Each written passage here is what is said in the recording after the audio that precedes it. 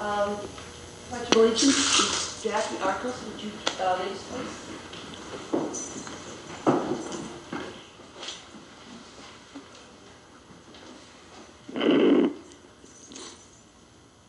Ready, begin. I pledge allegiance to the flag of the United States of America and to the republic for which it stands, one nation, under God, indivisible, with liberty and justice for all. Thank you. A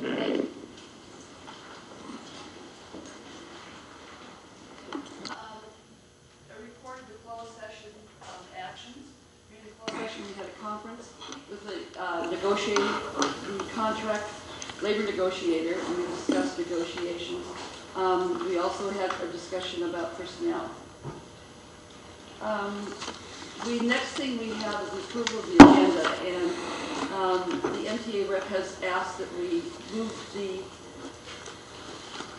reports from the employee organization to after the staff reports.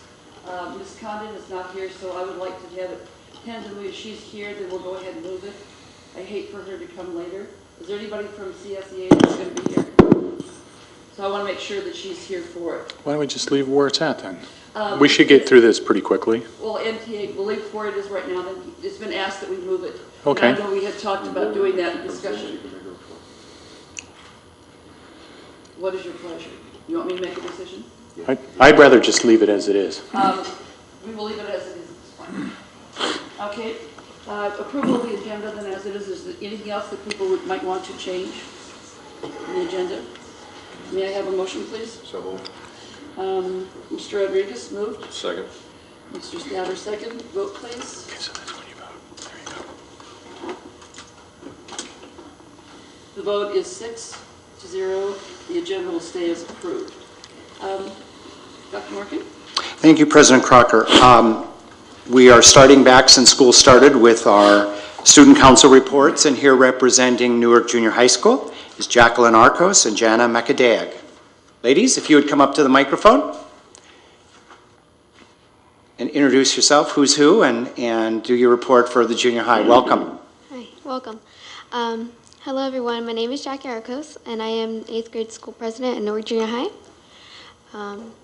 Today I'll be talking about how our leadership class helps the students improve in their education and social activities. Without leadership at the junior high, it just wouldn't be the same. Actually, school would be pretty boring. Anyways, here are several things that we do to help the school. Something we do every morning is called the morning announcements. Every morning, 4 leadership students, including myself, broadcast the morning announcements for all the information students will need for that day. With every ecstatic announcement, we promote the value of the month. The leadership class comes up with monthly values to follow. For example, this month, the value is being positive. You might think that these are pointless, but it encourages students to do good deeds. That's not the only helpful things leadership students do. We also put extreme effort into helping and making the 7th graders feel comfortable at school. Something we already did a week before school started is Web Day. On this day, web leaders get to show the new incoming students around the school. In addition to Web Day, we are currently planning Club Day. During lunch, there are quite a number of 8th grade students that have their own clubs that they personally come up with themselves. This gets students to enjoy some of their favorite activities while getting to know new students. Another thing we're currently planning is that we have for the new incoming students is the 7th grade council meetings. This is when students come in during lunch or after school to give 7th graders a chance to say what they want at our school. Our goal is to be a helpful leadership class, and if we don't listen to what students have to say, then we wouldn't be meeting our goal. Every student has a voice at Newark Junior High, and we listen to it. Thank you. Now here's my Vice President, Yana.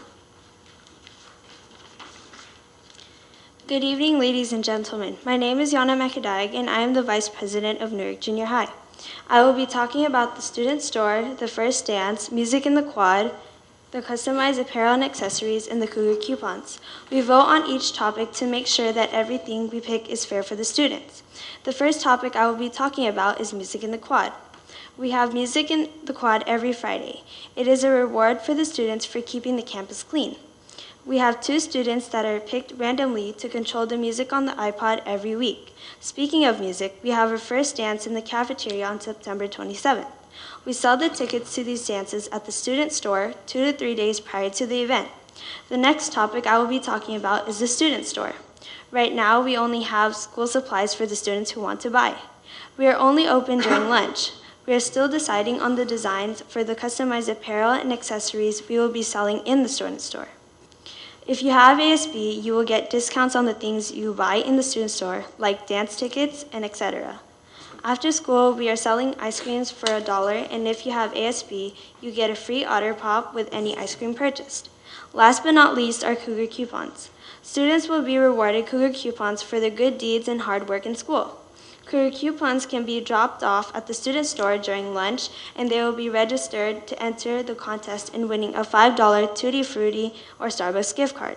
They will automatically get an Otter Pop when turning in the Cougar coupons. Thank you for listening.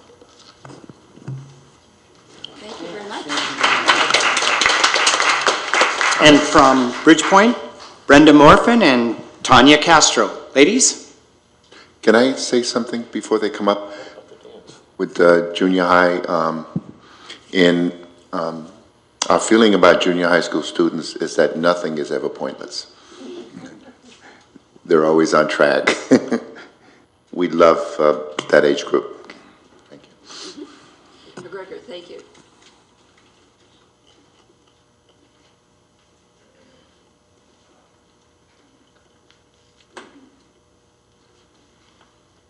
Good evening, President Crocker, Vice President Thomas, Director, Superintendent Dr. Markin, students and parents. I am Brenda Morfin, a senior at Bridgepoint High School. And I am Tanya Castro, a senior at Bridgepoint High School. We are the college-bound students, and we are the test takers that scored great on the test. For the first time in a long time, we opened Bridgepoint nearly full, but no one knows the history for sure. But that is what Mr. Orput told us to say. This will be an exciting year for everyone. Many kids are younger, so they can earn credits and get back to the other high school. We are making sure that the new students feel welcome. We are beginning to plan many students' activities like prom, its school-wide trip, dances, movie nights, and learning activity days. Stay tuned for more information. We would love for all you to attend. We have applications to join leadership, and now we have behavior rules to stay in leadership. This team of students includes us and will do the fundraising plan and organize the student activities, work on beautification projects, and school governance. Look for Bridgepoint leadership students to make a difference in our school and the Newark community. We are so excited about having Ms. Villalba as our guidance counselor and Mr. Antonio as our therapist on staff to help kids with their diploma plans, careers, and problems. Thank you for getting these people to our school. We need them. Mr. Orput is working with teachers, students, parents, and staff to open the library after school for credit recovery. He is also assembling a technology team to get our digital school up and running immediately. We hope that these resources will help work as planned and get kids motivated and have many opportunities to earn credits. Do you guys have any questions? Does anyone have any questions? No. I'm delighted that you are seniors and that you're looking to help the younger students coming in, because that's the role of a senior in high school, and that's a really important thing to get the culture going. Thank you so much for coming and talking to us. We look forward to the reports every month. You're welcome. Thank you. Thanks, ladies. Thank you. Thank you.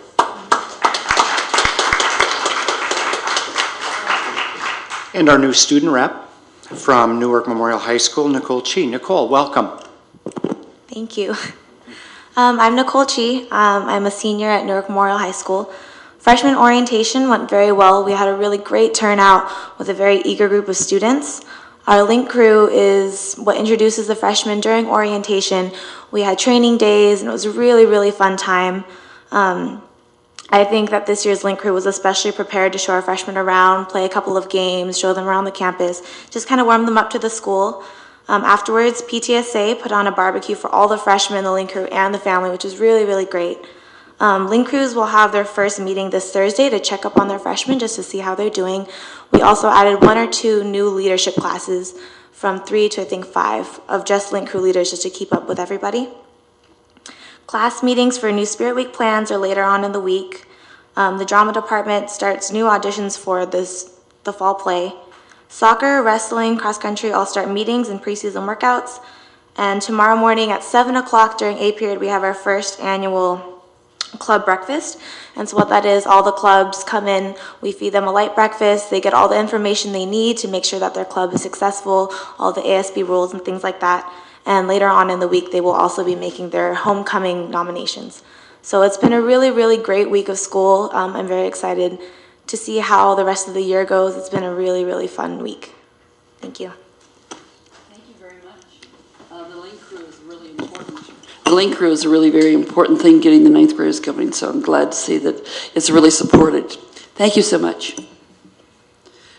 Dr. Markin, announcements? Thank you. Yeah, just a couple. President Crocker, as the board is well aware, this is the start of the season of back-to-school nights, and over the next 3 weeks, we'll be having back-to-school nights almost every night. Some of the nights will be doubled up and tripled up, so we will try to cover as many of those as possible. And reminder to the board that tomorrow I'll be speaking at the State Board of Education about accountability and local control funding formula. And that will be at noon in Sacramento. And I sent an email out to the board that this Friday at Graham Elementary, Graham's principal, Mr. Dunn, will be shaving his head in an assembly for having, what time will that be, Mr. Dunn? 9 a.m. For Graham's unprecedented API gain, 45 points, which is the largest in the entire Alameda County of any school and in the top 5% in the state of California. All right.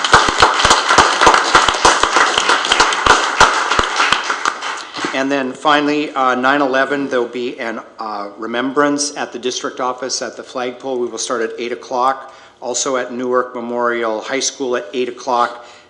They will be posting the colors at the flagpole, and at 2:30 they will be bringing down the flag. They'll have a ceremony both at 8 o'clock and at 2:30. That's my report. Thank you. Thank you very much. Staff reports? Yes, our first report, Dr. Celeste Hilberg is going to do, I think, first of a 2-part accountability report. So without any further ado, it's a pleasure to turn it over to Dr. Hilberg. Celeste. Thank you. Good evening, President Crocker, members of the board, superintendent, cabinet, Mrs. Warren, and members of the community. I'm excited to be here tonight because oftentimes with our accountability reports, we have some disappointments, and we have a lot of things to celebrate this year, and I'm pretty excited about it.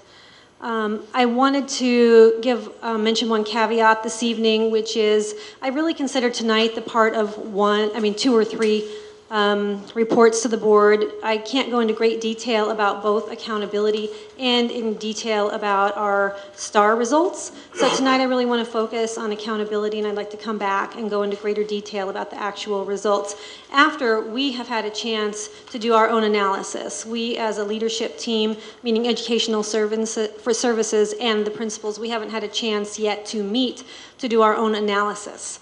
So once we do that analysis, I'd like to come back again so we can talk about not only the results, but some of the reasons behind why we're seeing some of the gains that we're seeing and some of the other things that the data imply. All right.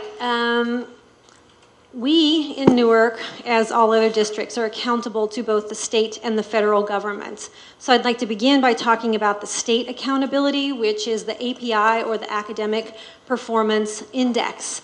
And to let us know how well we're doing, the state of California looks at our STAR scores. They look at the CSTs, the CMAs, and the CAPA results. The CSTs are what the majority of our students take. CMA is the California Modified Assessment, which is taken by our students, special education students. The CAPA is the California Alternative Performance Assessment, which is taken by students only with severe disabilities. And then the CASE is our California High School Exit Exam. And what the state does is when students take a test, each score comes back and then it's given or assigned one of 5 different performance levels, either advanced, proficient, basic, below basic, or far below basic. And the state uses what's called a progressive weighting system to inform us or to give us points. And what they do is we get the points for each student and then we average it all together. But what I'd like you to notice is the progressiveness. So if you'll notice, when a student moves from far below basic to below basic, we can see that there's a difference of 300 points. Meaning, if we help a student who is far below basic and they move up to below basic, we would actually gain 300 API points for that student, which is then averaged in with all of our other scores. But as we move up, that difference decreases. So we see the smallest gain when we are moving students from proficient to advanced. And so the message the state of California is giving us is that they really want us to focus on supporting the students that we have who have the greatest needs, our lowest performing students. And then that's how they reward us. But that's the implicit message here. A few weeks ago, not even a few, maybe 2 weeks ago, I got a letter from Tom Torlickson. He is our state superintendent of schools. And essentially what he said is beware. The API scores are coming out, and we'd like you to be aware that across the state of California, we've seen some pretty significant drops. And he attributed that to many years of budget cuts and financial uncertainties, as well as the fact that right now we're in this transition period in which we're testing on the old California standards, but we're transitioning our curriculum to the Common Core state standards. So this was a warning. And then when the API estimates came out, I got another warning that said 2/3 of school districts in California have shown decreases in their API overall, and that only 12% of districts have shown any kind of a gain of significance of 10 points or more. So I would like to now share with you our gain, and I'm very excited to report that we are among that 12% of school districts in the state of California that saw a double-digit gain in our API this year. And what this particular slide shows you, going back to 2010, 11, 12, 13, and then the net gain over all of those years, the gold bar represents the gain that we made as a district. And then the gray bar represents what the state of California is asking us to gain each year. So each year, we have nearly doubled or more than doubled what the expected target is for the last number of years. And then cumulatively over the last 4 years, we've actually had a net gain of 44 points, while the target that's been set for us by the state of California is 20. One thing I'd like to point out, though, is that the overall target for us to be considered an achieving district is 800. This is a scale from 0 to 1,000, and what they say is we want you to get to 800, 5 points at a time, and once you get there, all you need to do is maintain it. So with the gain that we saw this year, we are now at 794. If the pattern continues, we will see our target of 800 next year, so we're pretty excited about that. I'd like to talk about our significant groups, and these are the gains made by each of the different groups that we have. In 2012, we saw gains in every single one of our scores, which is this column right here, ranging from 3 to 35. This year, we also saw gains nearly in every single group. We did see a couple of small declines. 6 points for the Filipino group, which is 9% of our student population. And I'd just like to point out that we see more volatility, ups and downs, when we have smaller populations of students. We've also noticed a decrease with our students with disability. And before we can actually give you any conjectures as to why that was, we'd like to engage in our own analysis so we can take a serious look at the different programs provided and the changes in personnel and all the things that we experienced last year so we can be able to better explain that. We're not going to be able to do that tonight. So here are the gains that were made by each of the different schools, and I just wanted to give you a quick snapshot. But it shows you that we have schools that some schools are higher, some schools are lower, and what the state of California does is they really do look at just the change that's made each year, and that's the important thing. And I'll go into more detail on this in just a moment.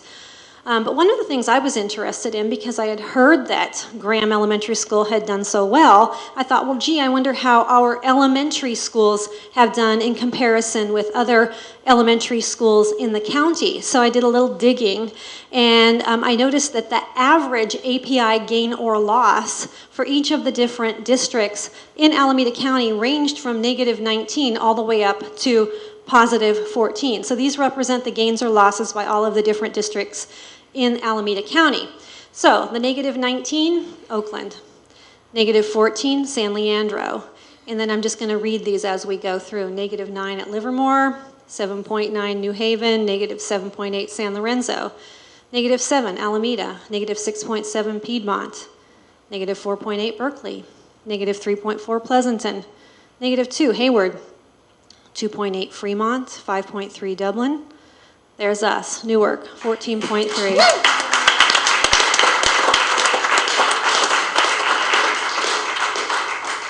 Needless to say, I feel so privileged to work with the people here in Newark. It's just really, we have a really great team here, and it's a pleasure to work with them. And then here's Graham's little bit here, which was that their gain was actually the highest in the entire county out of 214 elementary schools. I think I didn't count exactly right. I was hand counting. It was at least 214 elementary schools in the county. What do I like about the API as an accountability measure? I like that the target is reasonable. Get to 800. We don't need to have a perfect score. We just need to get to 800. They understand that some of the students who are testing are English learners taking a test in English, and that they will not do as well as the students who are fully proficient in English. They understand that we have students with disabilities who will consequently, due to the disability, not perform as well on our accountability, on our assessments. I also like that it's got a reasonable growth target. 5 points a year is something that we can get motivated behind and we can actually achieve. That's really exciting to me. Those are the things that I really love about the system. And it also helps us identify where we have gaps and identify the students that we're serving and the students that we are underserving. And so it gives us a way to identify the groups that we want to provide additional resources to. And what I don't like about it is the volatility that's built into it. We are not comparing last year's students to themselves to see how well they did. What we're doing is comparing last year's students in second grade to this year's students in second grade, and last year's students in 10th grade to this year's students in 10th grade. And at a school like the junior high, every year that's a 50% turnover in the students who are included in that accountability measure. So there are going to be some ups and downs and some volatility that is built in because we don't have a true growth measure. So I think to me the caveat just means we shouldn't look exclusively at 1 year's data. We need to look at growth over time, and then I think this becomes a very valuable accountability measure.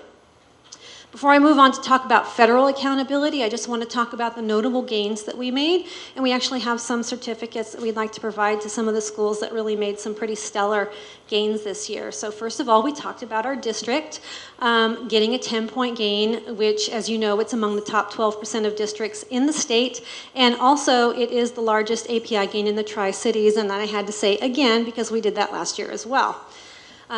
15 points, Newark Memorial. Great.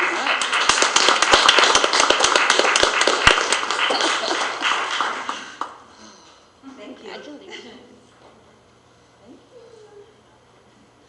Okay, next we have 24 points. No,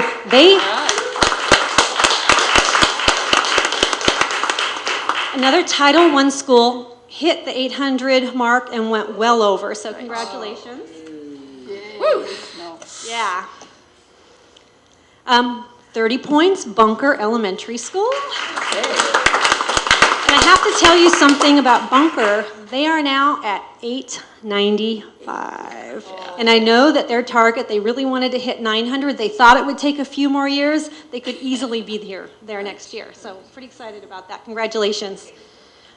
Wait, there's more. Kennedy, 32 points. No representative here from Kennedy, that's okay. And here we have Graham at 45 points. Congratulations, Terry.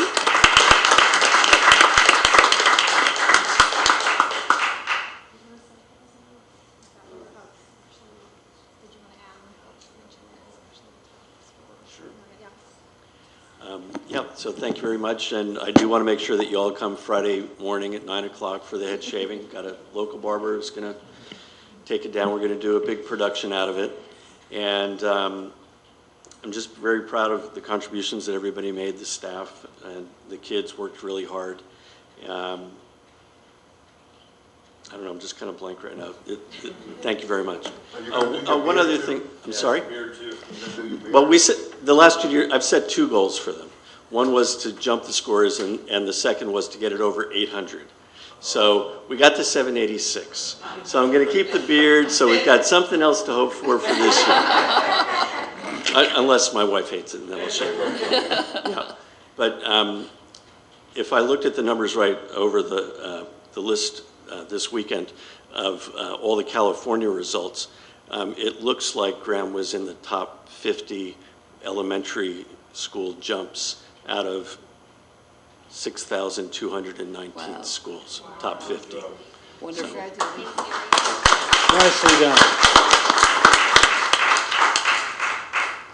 Bridgepoint, oh, sorry.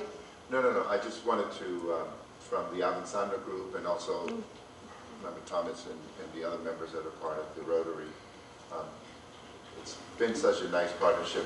Mr. Dunn has just opened up, the school, and it's nice to see the results. And he'll look good with a shaved head.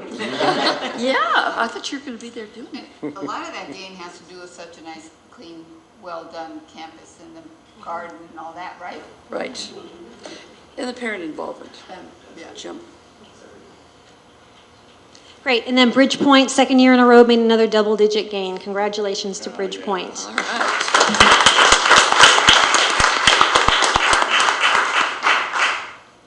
Okay, so now we're going to change hats. That's the state of California, the API.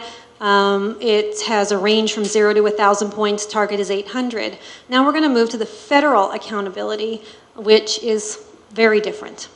Okay, so first of all, with the federal accountability, there's a red bar. If you are below the red bar, you get 0 points. If you're above the red bar, you get 1 point. So they don't care if we help our far below basic students grow to below basic or grow to basic. They do not give us any credit for that whatsoever.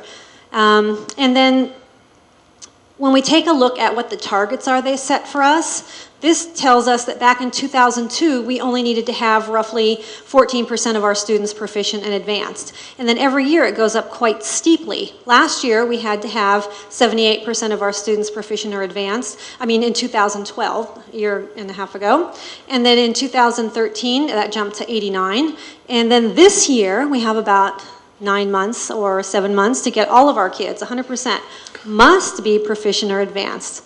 I don't know about you, but I don't consider that reasonable, especially since, as we all know, we have a percentage of our students who are English learners, and by definition, as soon as they become proficient, they are moved out of the English learner group, and they are no longer an English learner. So therefore, everyone in the English learner group should not be scoring proficient or advanced. So it's a system that was set up so that all schools will fail. This is what we have to live with. But regardless, I'd like to take a look and see how we're doing.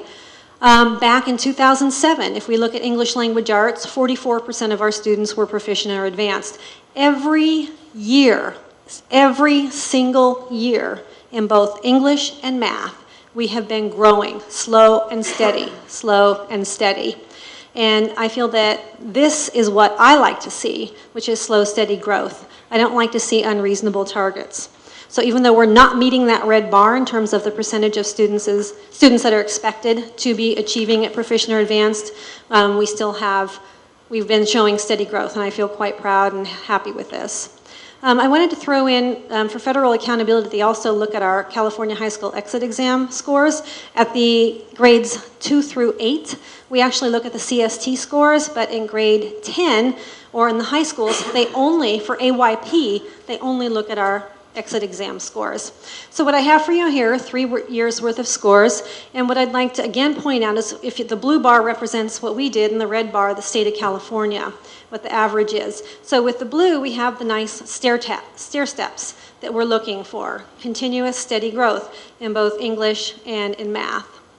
And then you can see back in 2011 we tied with the state average, and then in the last 2 years we've actually exceeded that both in English and in math. So I feel like that's something to be commended.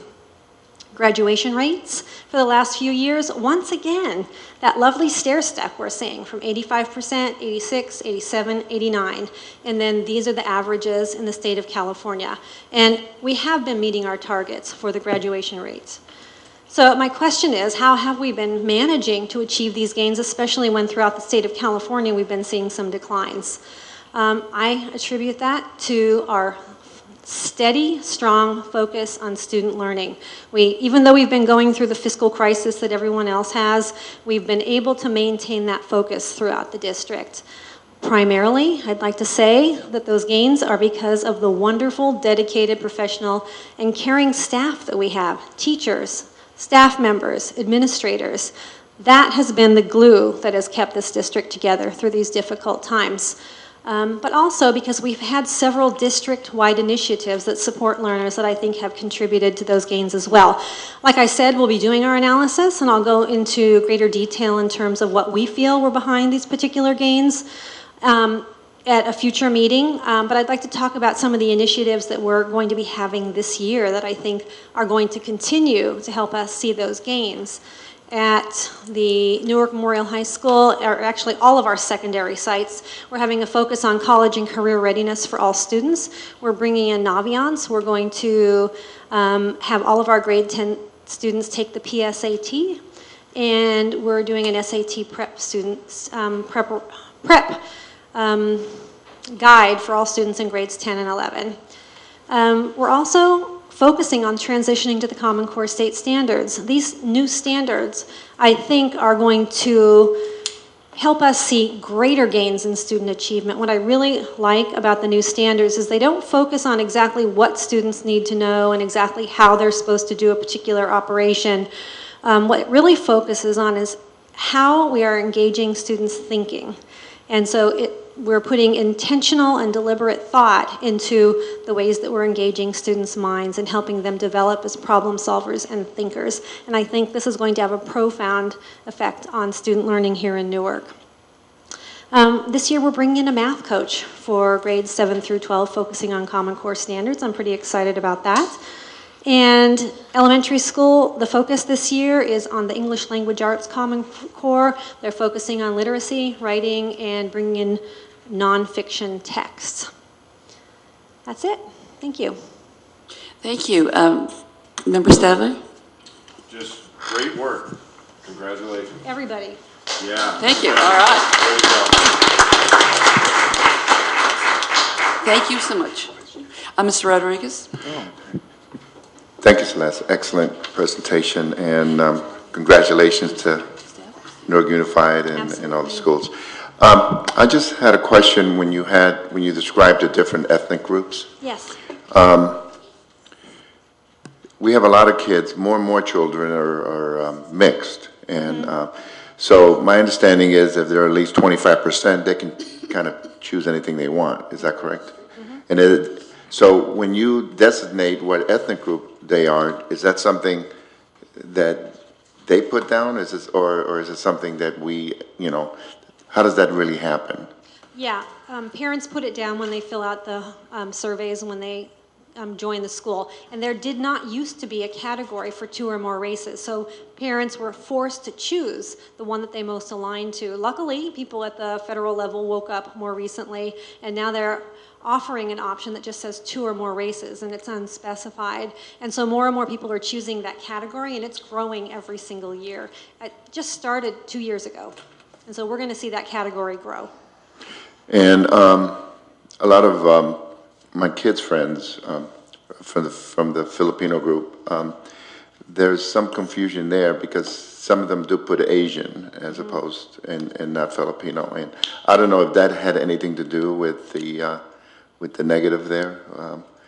Because it just seems like, you know, everybody else, you know, and then they were the only group. So I don't know if you're going to look into that and because on why they, I mean, they're still, it's a big group, isn't it? Almost 10% of our population? Yeah, Yes, so it that's- is. And I think there's some confusion about other categories as well. I think especially when people are not proficient in English and they come and they have to pick something off of a survey, it makes it more challenging to get the appropriate category. And I can only say that our office staffs are excellent at helping parents with those if there are questions, but I do think that there are some mistakes, and I think that's inherent in any kind of a self-report measure, which is how we obtain this information. Right, okay, thank you. But Thank you very much. Mr. Menzinger?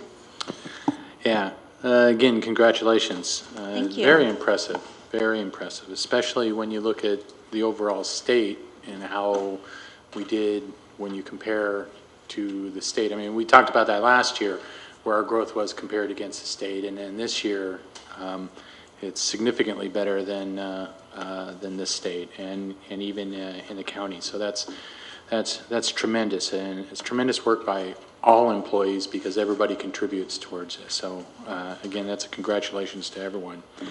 I do have a question though, that AYP, I mean, we talk about this every time, and we talk about what is reasonable and what, you know, obviously 100% is not reasonable. You can't get 100% of people doing it. Heck, you couldn't even get the 5 of us to agree what kind of pizza we want, much less have every kid be proficient. So it's profoundly unreasonable. But what would be a reasonable goal? You know, and I'm not going to hold it to you, but if you think about, you know, right now we're sitting at, you know, 60 some odd %, which is up from quite a bit, you know, over the years. And we know that if you take society as a whole, you're going to have those who excel in certain areas and those who don't. And, you know, they have other talents. But so we can't, you know, I mean, this one's a hard one to gauge, but what do you think is a good goal for us? I'm actually glad you asked me that because it's really challenging me, but I think a reasonable target might be 100% for all students with some caveats.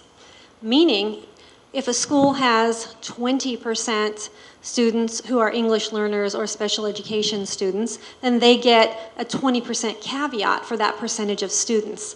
Or if a school has 70% students who are English learners, which is the case at one of our sites, then they're going to have an allowance, let's say, for the students who we know are not going to score proficient. So I don't think there's one red bar that we can force all schools in all districts to achieve. I think that we need to take into consideration some of the demographics at a particular site, and then we should have allowances for those. And so I would say it's 100% if you have fully proficient students, meaning as a target, I think we should strive for that.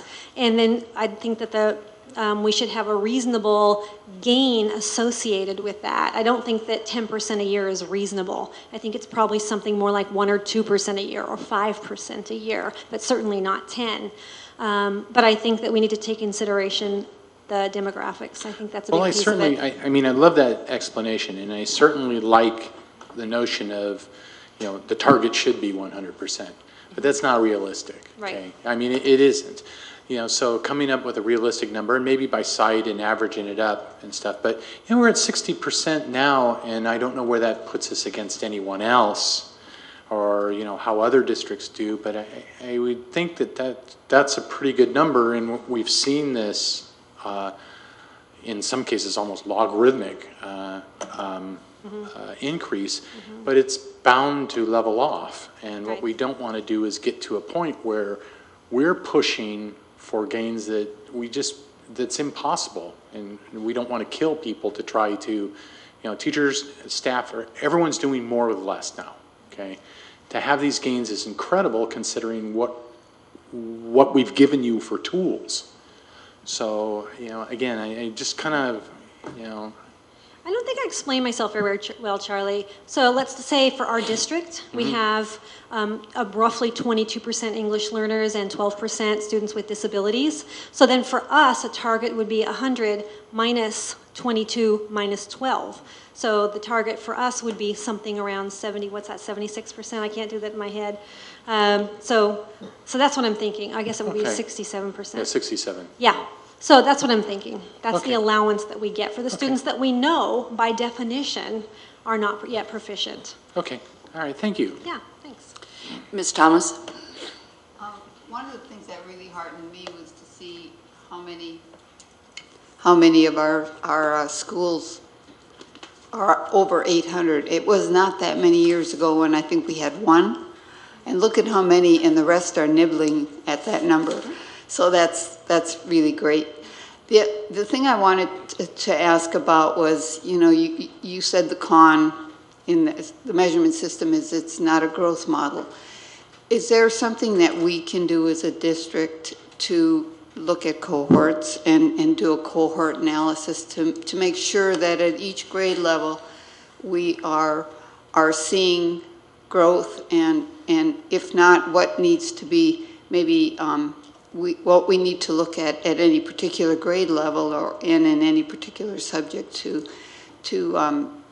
kind of fine-tune the programs we're doing for student achievement. And I'm really looking forward to your analysis of STAR and whether or not we're making progress in the achievement gap. But do you have anything to say about a cohort model? I do. Actually, I've done it before. It's a little bit time-consuming. It's not difficult. What I do is I take the average particular grade level, I compare that to the state average, and then I compare that to the gain that was made for that particular grade level this year here in Newark, and compare that to the state gain, because the tests vary from year to year.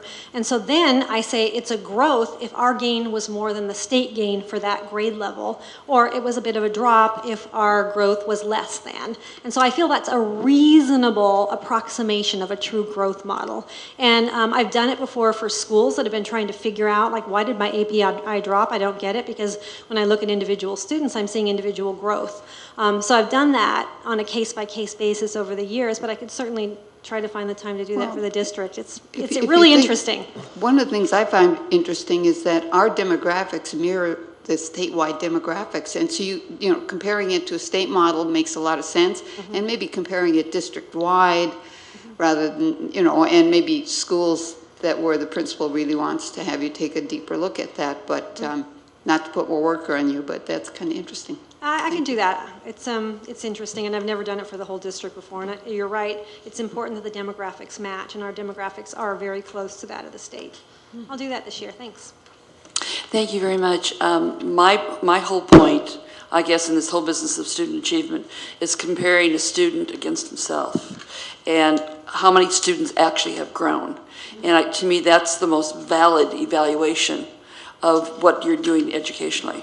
The numbers mean nothing if they're just groups of people that are sort of pulled out, because it will fluctuate in ways that is not meaningful. What is meaningful is student A gaining 20 points or 10 points or achieving certain things. And I would love to have an individual student plan for all of our students. I've mentioned this before a number of times. Whether we can get to that or not, I don't know, but it's very time consuming. But to me, that's the bottom line in terms of education of our kids. Well, Mrs. Crocker, that is coming in 2 years. Yes. It's called Smarter Balanced. And so they know the flaws in the current system. It doesn't allow us to do that because some of the tests are more difficult than others. They're scored differently. And so we see these patterns of gains and drops. Students always tend to drop from second grade to third. They always tend to gain from third to fourth. So, and we have these patterns throughout the system. It's not equated across the grade levels. And so what's wonderful is that the Smarter Balance system is designed specifically so that we can look at individual student growth from year to year. So we're finally getting there, and it's coming in 2 years. Perfect, thank you. Any other questions? Thank you very much, Ms. Spielberg. Thank you. Dr. Markey? All right. Okay, Dr. Hilbert, do you want to introduce our next presenters, please? All of our summer programs.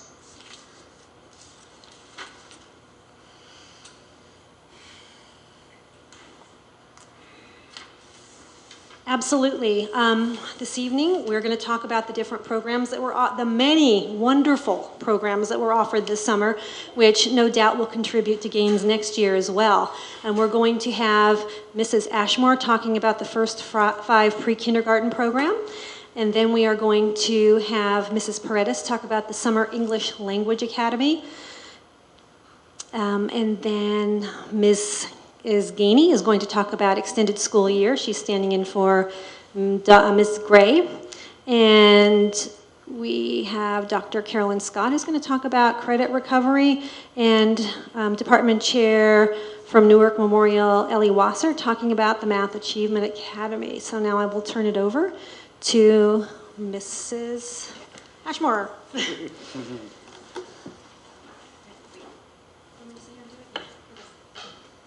Good evening. Oh, I'm used to people saying good evening back when I say that. So I am going to be talking about First 5 again. It was a wonderful experience, our second year in Newark Unified. And I'm going to start with just the basics and the data that we were asked to compose. There were 3 classes at Music Elementary School this year from around the city, and all 8 of our elementary schools sent students to attend the First 5 program this year. In each of those classrooms, there were 2 teachers, so the ratio was no greater than 2 to 18 students, and in some of our classes, we had lesser enrollment than that.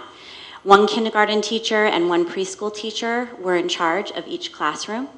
54 students had the opportunity to enroll, and we actually started with 54 students, but only 49 students completed the program. Vacations, family, business, the child was tired and didn't want to get up anymore. Just a variety of things that happened over the summer. And the program was 5 weeks long and ran Monday through Thursday. The value of First 5 for our community, for our students, is really hard to measure when it comes to data, because what it does in terms of preparing students for the experience of what it means to be in school, to have school become their job every day, day in and day out, is invaluable. It promotes academic awareness and school readiness. It's very rigorous in the classroom. Board Member Stadler and Board Member Rodriguez came to visit. Also, members of Executive Cabinet came to visit. And it's not a summer play date. It is rigorous learning that's transpiring, where students are being exposed to the alphabet, to numeracy, to being social with one another and having that emotional well-being, learning the routines and the structures of what a classroom looks like and how it differs from any other experience they've ever had. And they also get to see the expectations for themselves as learners and what they'll be soon ready to be involved in and day out once August rolls around. The other component that's invaluable is a required component, but we would try to put this in anyway, even if it weren't required. It's the parent education piece. This year, we worked with Susanna and Sandra, and they actually presented an 8-week series condensed into just 5 weeks called Cultural Wellbeing. And I had the opportunity, we offered it in both English and in Spanish, had the opportunity to go be a part of what was happening in the classroom. And the parents would come twice a week for 2.5 hours, and they would talk about culturally specific things that were part of their child rearing, part of their belief system, part of what they felt about education and the public institution, and then worked to figure out how they could take some of their own personal biases and support their students to be academic achievers in the classroom. They would then go onto the playground and play with their own students and their students' friends, and they created kind of a cohort for themselves of having a network of parents that they're going to go into the kindergarten year with. So it was invaluable as well. Considerations for next year's program, I think that we should keep it at 3 classes. We did have a tough time growing it from 2 to 3 this year. I think 1 more year at 3 classrooms would be beneficial for us. We want to create a waiting list where people are dying to get in because it's so exciting and such a rich experience for their students. This coming year, I think that we should consider beginning First 5 later in the summer. so that it truly is a transition into kindergarten. The past 2 years, we've done it on the tail end of the current academic year. And what this does is it creates a large gap at the end of first 5 and the beginning of their kindergarten year. So if we begin it later in the summer, then it will truly be a transition into their kindergarten year, and will also align with the funding sources that fund the project through Alameda County and First 5. And I know Noreen will like that. She's no longer here though. And the last consideration, which is the most valuable consideration, is to keep having fun. The students that come to this program have the opportunity to get a solid base underneath them going into kindergarten, but more than anything, they learn about friendships, they learn about the classroom routines, they learn how to be successful so that that first day, that first week of kindergarten is not so scary. And that's something you can't measure. You guys have any questions about First 5 specifically?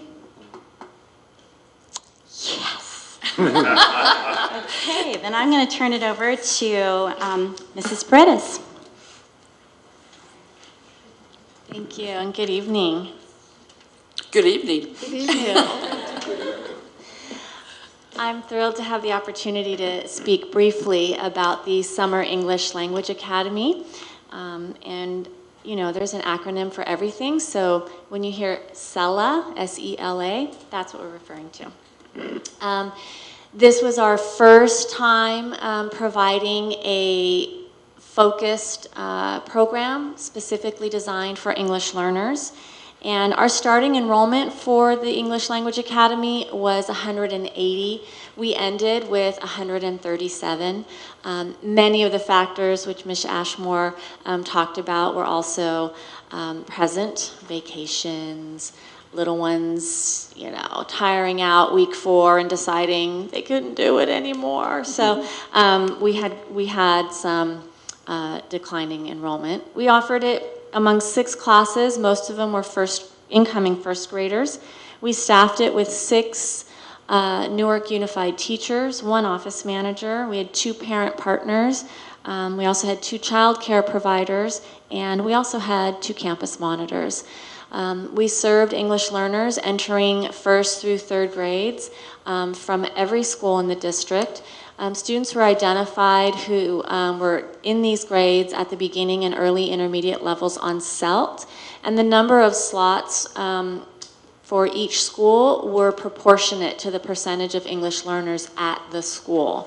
So we tried to address the equity piece in that way.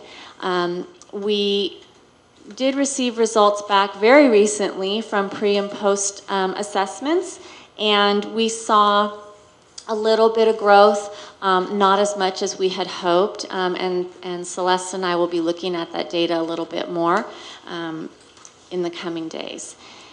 So the value of the Summer English Language Academy, it was huge. Like I said, it was the first time that we offered a summer program specifically designed for our English learners, who we know are a significant group in Newark and who warrant significant attention and support. It was a rigorous grammar-based content program with engaging strategies, and our board members and our executive cabinet who were able to come and see, I think, would agree with that. Really critical and exciting about this program was that there was professional development and coaching built into the model. So the teachers had training before the program even started, and then they had 90 minutes a week of professional development, as well as coaching from the consultants from Kevin Clark and Consultants. They indicated that that was very, very valuable and that they appreciated the opportunity to learn while they were teaching the program. There was a parent ed component consisting of real-time video of classroom instruction, and so kudos to those teachers who were okay with being videoed while parents were watching them in action in another room. Our parent partners led that, and supported parents who attended, and then they followed it up with Latino Family Literacy Project. Childcare was provided for the siblings who were not enrolled in the summer program. And I'd say we had a consistent group of 8 to 10 parents who came every single day for 3 hours they spent there. So it was really, really exciting. Another bonus and benefit was that we were able to start SELT testing early. So we had SELT testers from Schilling, from Snow, and from Music who actually came over and tested the kids, got a jump start on that kind of testing, which I think has been helpful in the startup of this school year. Considerations for next year. Given that it was the first time that we implemented this program, I think it's fair to say that we learned a lot. We were really proud of the program that we put into place, and then we'd like to consider these things for next year. To expand the program and to increase the number of classes offered. You know, the number of kids who needed and would have benefited from the program far exceeded the 6 classes that we offered. Focus on students in grades 3rd through 6th who are at the intermediate level on CELT to push to early advanced or advanced. So we decided, you know, for this time around that we would focus on our youngest kids at the earliest levels on CELT. And after seeing the program in action and considering what kind of data we could have to show the impact of the program, we've been having some conversation about, you know, we'd probably see more growth for our students who are a little bit older and who are a little bit higher on the CELT levels, but who need that push and that extra support to become early advanced and advanced. And typically, once you get over that threshold of being at the intermediate level, that's when you start to get to proficiency on the other standardized tests. So that's a consideration for us.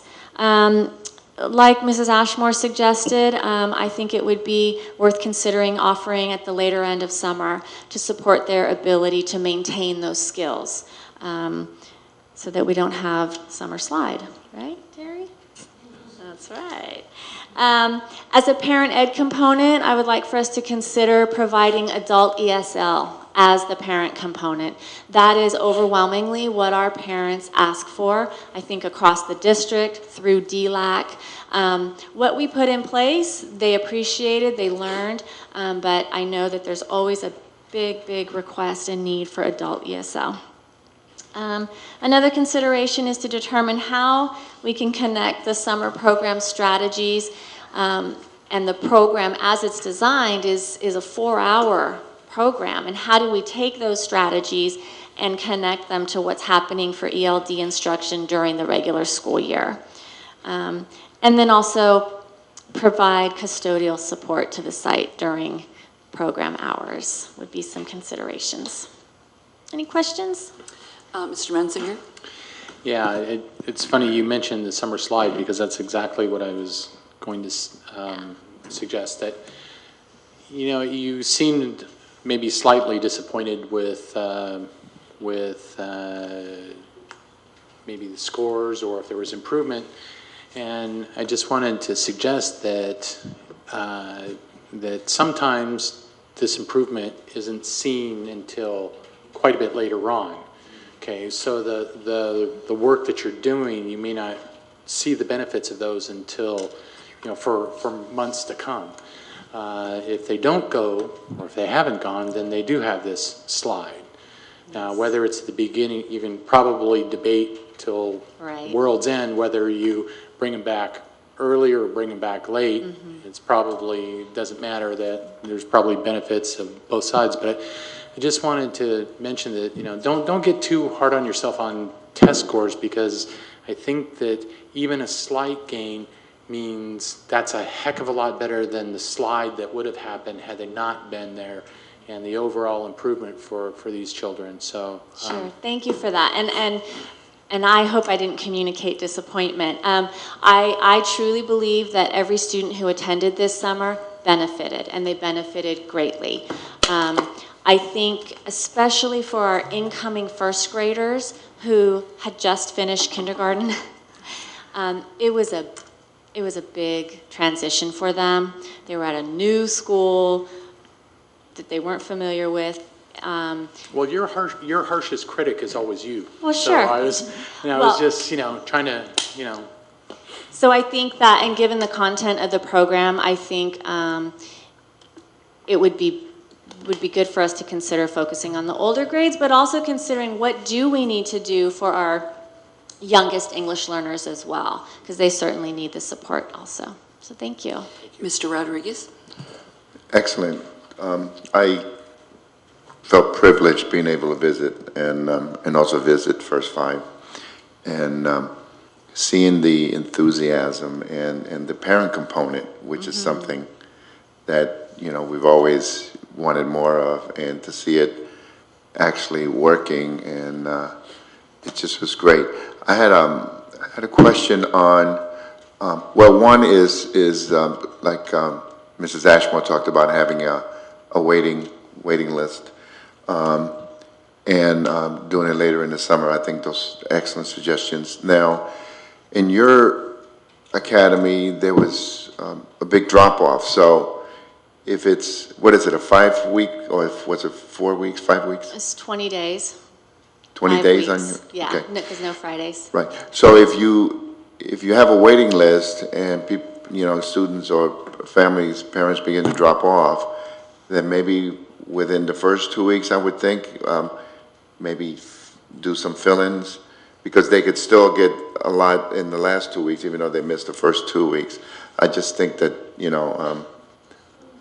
that suggestion was excellent and moving forward. Sure. So thank you. It just really enjoyed being involved and seeing it working firsthand. Thank you for visiting. And I realized I forgot a bullet point, that we did provide free meals to all students and to children in the community. So we were open for the broader community as well. So thank you. Thank you very much. Thanks.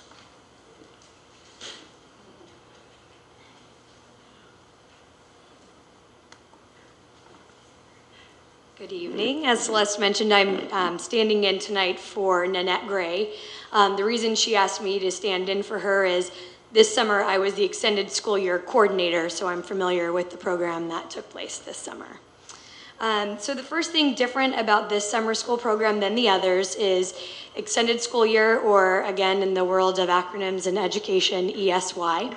It's a federal requirement for a school district to provide an extended school year program for our students with special needs. Majority of the kids that qualify for the program with their IEP are students with moderate to severe disabilities. So in the IEP meetings during the regular school year, the IEP team works together to determine whether or not the student would benefit from having the summer, or if they would regress in that time away from school, then they would then qualify to receive the extended school year. So it's an IEP team decision at that point.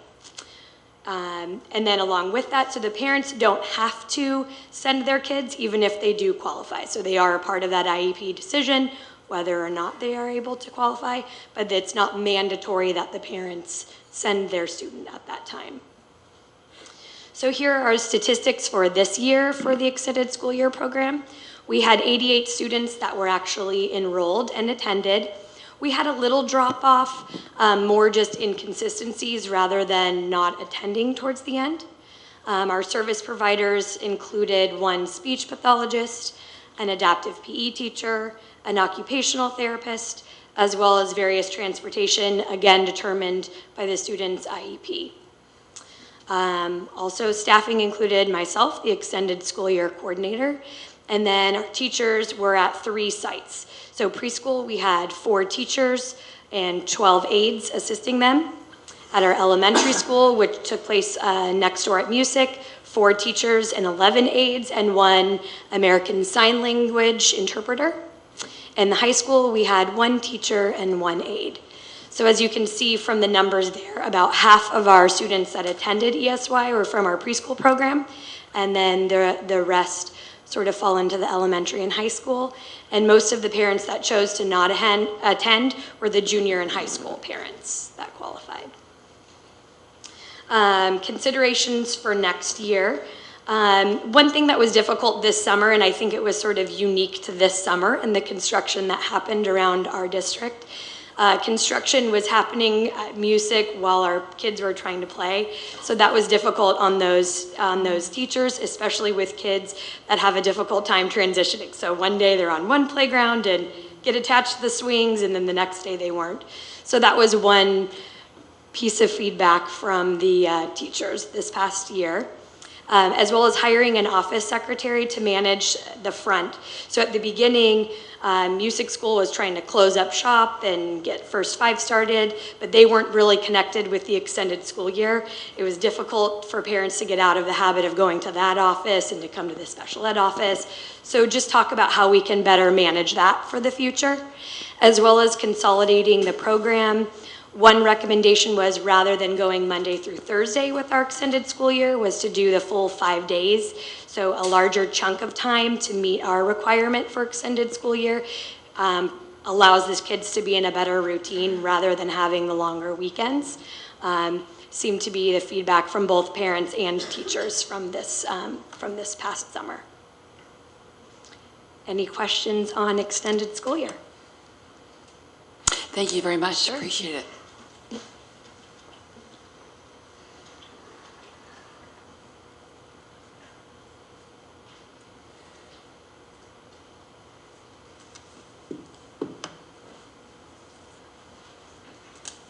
Good evening.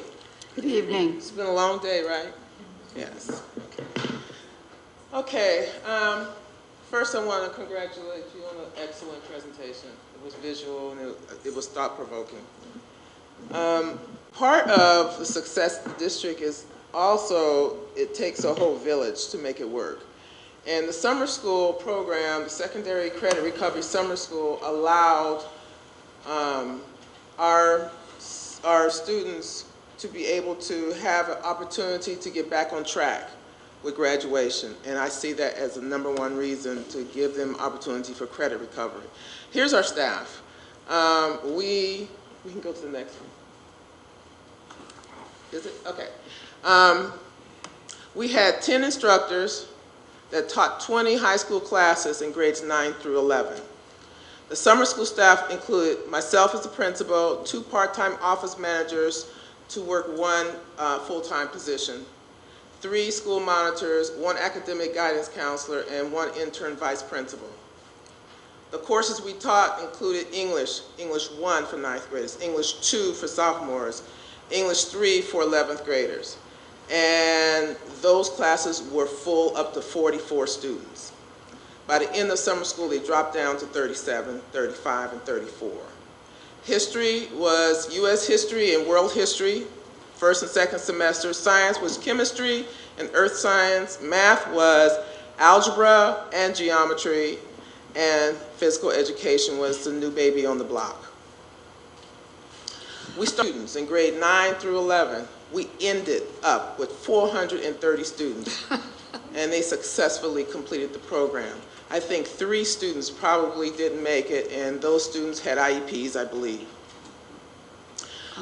We also had, in addition to that, 2 independent study high school teachers who taught our 12th grade. We had a 12th grade summer school program, and it was independent study, and those 2 instructors provided all course materials and academic instruction for 10 to 15 credits for our graduates in order for them to graduate. As a result, 22 students graduated. Wait, you skipped, you went too fast. Okay. 22 12th grader students met the high school requirements for graduation, and the graduation ceremony took place at Newark Junior High School on July 19th. So, when we look at the value of the summer school to the community, basically, summer school provides the high school students the option to recover lost credits, of course, and to be able to get back on track for graduation. Encourages learning past June 14th, but throughout the summer, because they had books to read, they had novels, they had English assignments, the teacher actually condensed a semester and 2 semesters into the 5-week program. Students met with counselor. We had a counselor for the first time. I think it's the first time in history of summer school that we were able to hire a guidance counselor. And the counselor worked with every student to review their academic options for completing graduation requirements and put together a plan for graduation or options for careers after high school. Considerations for next year program. I like that the self-testing was done, thank you Grace, during the summer. It worked out really well for the high school. We had Veronica Bulwark and Raquel Capado. And we had a room and they were testing, and they tested approximately... This summer in July, we tested 120 right. students, EL students. And what we try to do is work the testing into the academic program that the teachers were actually teaching, so that they didn't lose time by going and getting tested. One of the most important things for consideration is we need a custodian during the school hours. Anytime you're dealing with high school students, you need a custodian. I'd like to thank junior high for helping us, making sure that we had everything we need to offer the program. At the junior high, it made it safe. We didn't have one fight, not one fight on the campus for the whole entire summer. It was business, all business. Summer school applications, I would say, need identifiers on it if you have an IEP or have a 504 plan, because we came across a couple of students who were having difficulty and we had to figure it out. Thanks God for the counselor and the vice principal who helped us take the data and look at it. So I would say definitely maintain a counselor. I have to say maintain a VP. Even though we didn't pay for the vice principal, he was on loan to us. He was an intern from UC Berkeley. He's now the principal of Milani. I would increase the food options at brunch for the students. I would. A lot was wasted.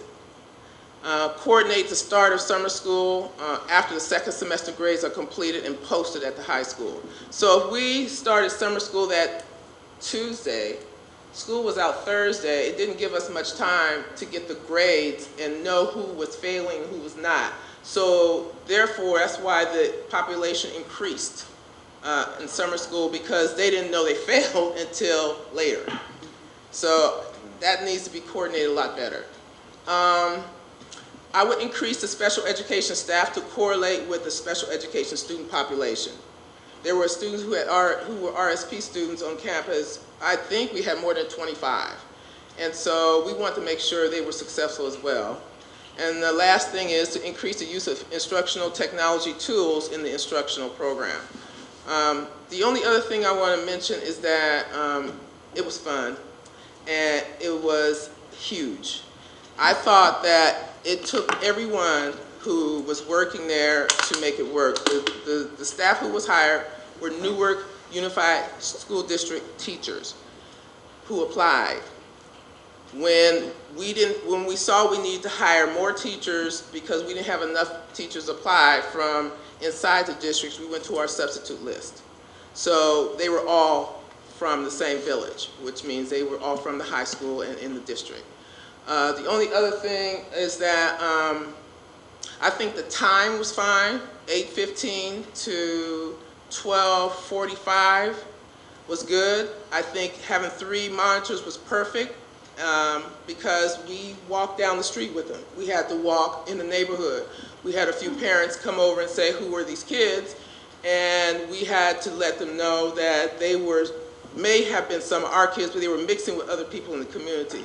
So we did a pretty good job of making sure the campus was safe before and after school and during school. And all the students were successful and their transcripts were completed and now they're on focus for graduation. Any questions? Good. Thank you, that's exciting. Thank you for answering the question about the increase in enrollment. So we all looked at that and thought, how can you start with less than you have ended up with? So we had a wait list too.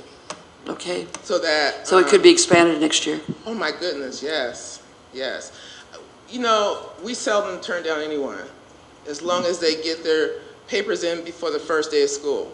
So and also having the counselor go through all the transcripts helped because we were able to call students and say, you need to get here. Right. So I would expand that more and do a lot more of that to front load it so that we would have that information. Thank you very much. Welcome. Excellent.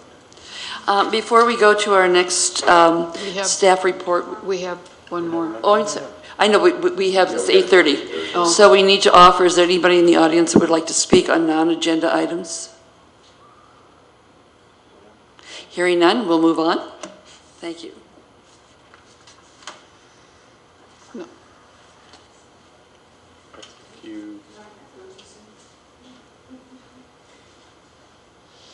Good evening.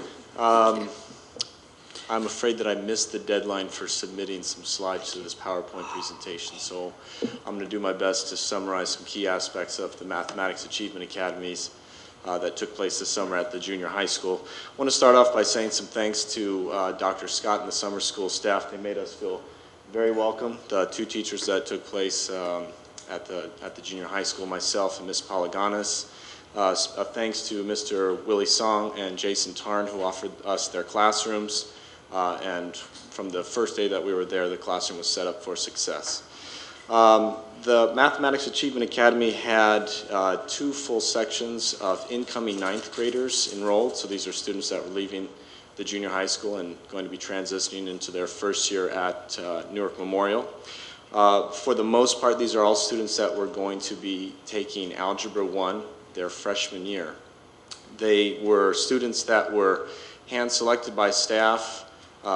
Many times, personal phone calls were made home to get the parents aware of the program and to encourage their students to enroll in this 20-day intensive learning program. Our supervisor for the Mathematics Achievement Academy is going to be our new district math coach for the 7th through 12th grade. So Hilda Aguilar was helping myself and Ms. Palaganas with the curriculum that we were teaching throughout the summer. And we're looking forward to working with her throughout the rest of this year. I don't have any data that I can share with you quite yet, as this was a program that was a collaboration with the Cal State East Bay Foundation.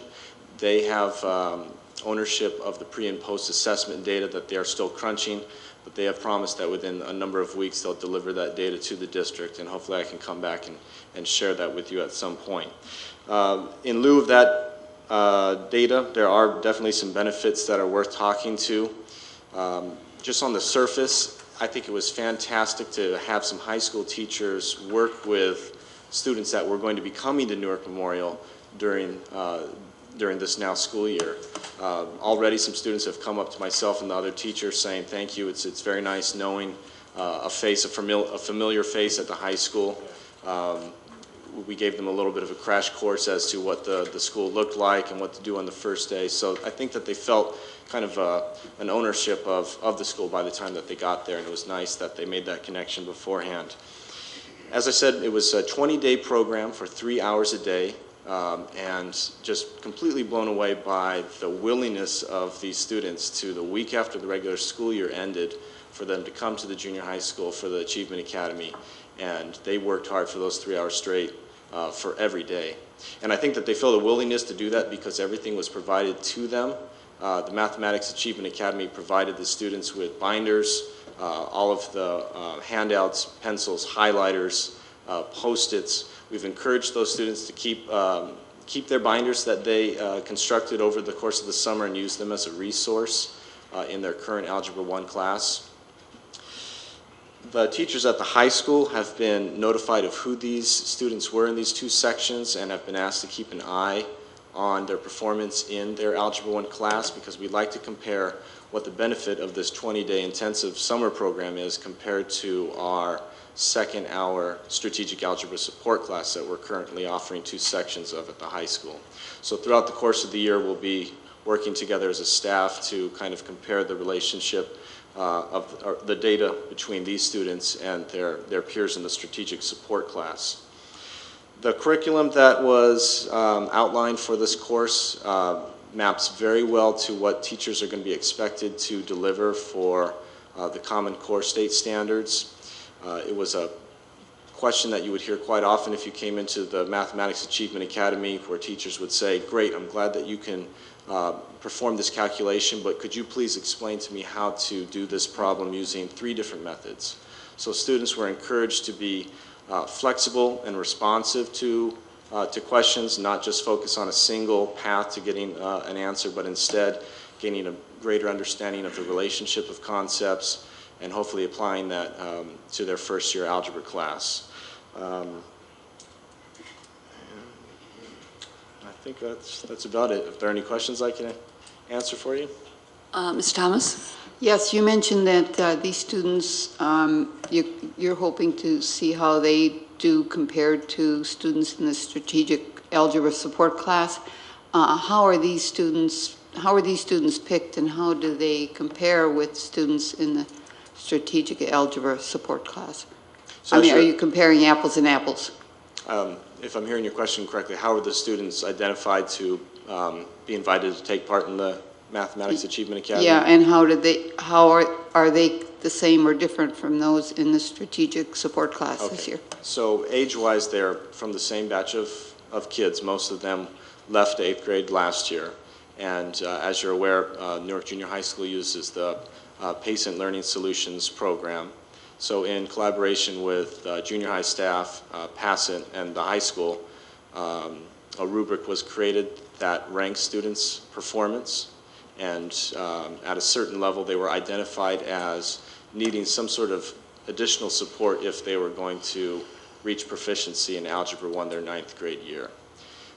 So an invitation was sent out to all of those students, both at the incoming 9th grade parent information night, as well as a letter home from the junior high school, I believe. And from the original responders of that, we were able to lock in 2 sections worth of students. So those are how the students arrived at the Achievement Academy. So they were self-identified? They were identified. Compared to the ones that are in the strategic support class? Right. I mean, there were a number of students that most certainly would have qualified to take part in the MAA, but had certain summer obligations. Maybe they took part in the Washington, D.C. 8th grade trip. And so the Cal State East Bay Foundation asked us to determine if a student was going to be absent for more than a couple of days, since it was only a 20-day problem, to not include them in the enrollment. Okay, thank you. Were they students, some of them going to be enrolled in secondary or the second class in the fall? All of those students who took part in the MAA were going to take a second-hour strategic support class, and none of those students that completed the MAA will take that second. So it's in place of? In place of. Thank you. Mr. Rodriguez? Thank you, Mr. Watson. Was it 4 weeks, did you say? 20 days. It was the same. Same as the same schedule as summer school. Summer school. So these students that took that were part of the academy, they don't receive high school credit then. This is just getting them ready for the freshman math. Correct. Pastor Jones has a program also for the summer. Maybe, do you mind if I kind of give him your number and maybe you guys can share, I know that we chatted about that Right. briefly last time I was here, and I've not made any contact myself, but that'd be great if we can exchange information. Thanks for doing that. As we all know, our kids, it's just a transition from 8th grade to 9th grade when it involves math. It's been a difficult one for some kids. So is there a way to expand this next year, or have you looked at that? We're looking to do that. I know that the program is offered in other districts beyond just the Algebra 1 class. Mhm. There are Algebra 1, Geometry, and Algebra 2 courses. Myself and Ms. Polygonis were the 2 teachers from Newark Memorial that taught Newark kids, but we also had another instructor, Ramon Dominguez, who worked at an MAA academy in the Hayward Unified School District. So there is room for growth next year, both in terms of the number of sections offered, as well as the type of sections that we would offer a summer support program for. Okay, great. Thank you. Excellent presentation. Thank you. Thank you very much. Appreciate it. Dr. Markin? Thank you, President Crocker. Our last staff report is the 2012-13 unaudited actuals, and I will turn it over to my colleague Elaine Nielsen. Ms. Nielsen. Good evening. I'm here to present the 12-13 unaudited actuals, and I have to say a big thank you to the business department, because my OCD comes out in August when I try to control everything. I really do enjoy closing the books. It's one of my favorite times of the year that I can really dig in and find out a lot of things. And but I do drive my staff a little bit crazy. Right? No. She looks pretty normal. Okay, we're taking a look at the enrollment, what was projected, and then the actual, and we're getting a little bit better. So hopefully within the next couple years, we'll get it refined even a little bit closer. Our average daily attendance, which is where we get the majority of our money, is up over 97%, which is very, very good. And we did bring in a new program this last year, and it's we're holding at the 97, which is absolutely fantastic.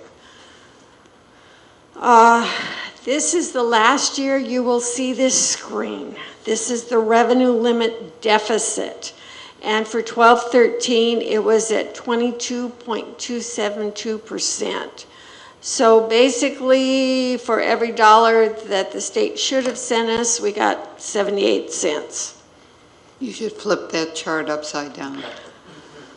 Yeah, I probably should. But it's last year. I don't have to show it anymore. Here you can see the actual revenue that we received with the revenue limit source is 66%. And if you add the other state revenue that comes in, that puts us 85% that is controlled basically by the state, with 5% of the money coming from federal, which means we have more restrictions. And the local revenue is also includes over $2 million of what is transferred from the SELPA, our special education.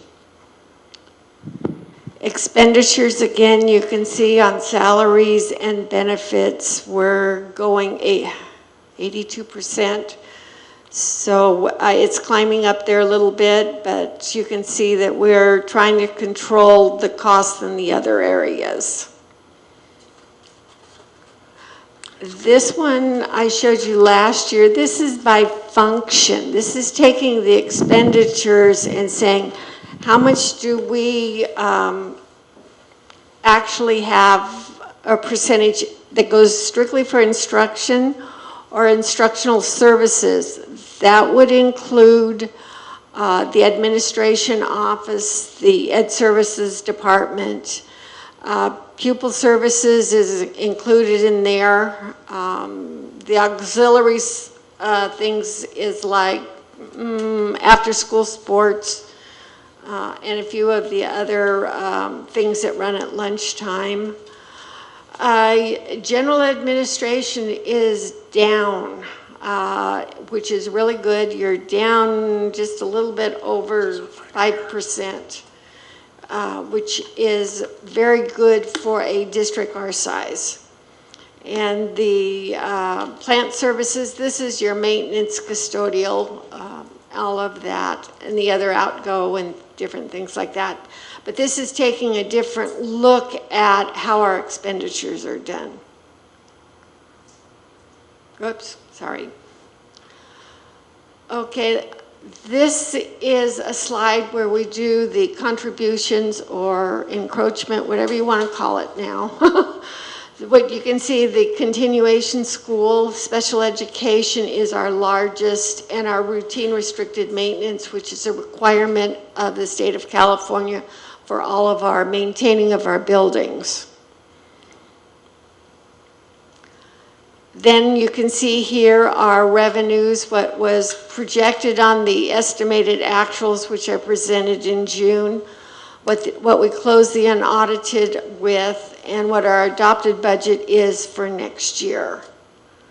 And we're doing very, very well.